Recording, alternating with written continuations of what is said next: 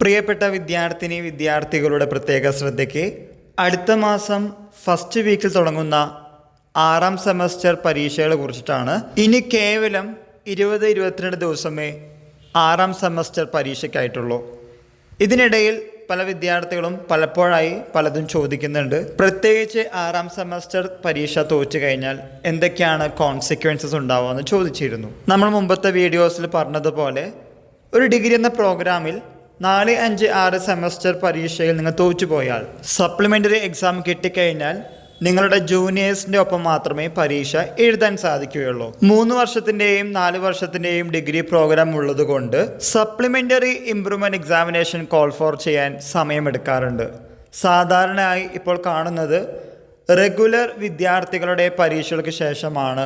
അതായത് 4 year UG degree പ്രോഗ്രാമിൻ്റെ regular പരീക്ഷകൾക്ക് ശേഷമാണ് ഏതെങ്കിലും സെമസ്റ്റർ പരീക്ഷയിൽ 3 വർഷ ഡിഗ്രി പ്രോഗ്രാമിൽ തോറ്റ വിദ്യാർത്ഥികൾക്ക് സപ്ലിമെൻ്ററി ഇംപ്രൂവ്മെൻറ്റ് പരീക്ഷകൾ എഴുതാൻ സാധിക്കുകയുള്ളൂ.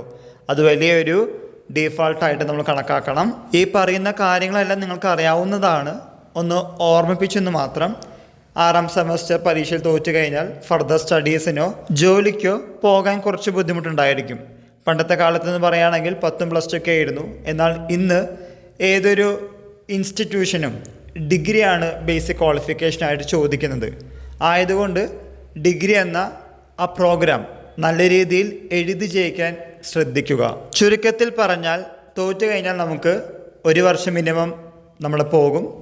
ദെൻ ജോലി കിട്ടില്ല, ഫർദർ സ്റ്റഡീസിന് പോകാൻ പറ്റില്ല. പിന്നെ സോഷ്യലുണ്ടാകുന്ന കുറച്ച് ബുദ്ധിമുട്ടുകൾ, മാനസികമായിട്ടുള്ള വിഷമങ്ങൾ ഉണ്ടായിരിക്കും. അങ്ങനെയൊന്നും വരാതിരിക്കാൻ വേണ്ടിയിട്ടാണ് പരീക്ഷയ്ക്ക് മുമ്പ് ഏകദേശം 22 ദിവസത്തിന് മുമ്പ് നമ്മളിങ്ങനത്തെ ഒരു വീഡിയോ ചെയ്തത്. So take it as positive manner. പഠിച്ചു തുടങ്ങാത്തവർ പഠിച്ച് മുന്നോട്ട് പോവുക. പ്രത്യേകിച്ച് സിലബസ് നോട്ട്സൊക്കെ കൈവശമാക്കാൻ ശ്രദ്ധിക്കുക. മുന്നോട്ട് തന്നെ പോവുക.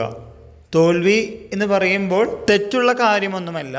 പക്ഷെ ഒന്നും ചെയ്യാതെ പരിശ്രമിക്കാതെ തോറ്റു കഴിഞ്ഞാൽ ആ തോൽവിക്ക് അത്ര വിലയില്ല. സ്മാർട്ട് വർക്കോട് കൂടി മുന്നോട്ട് പോവുക.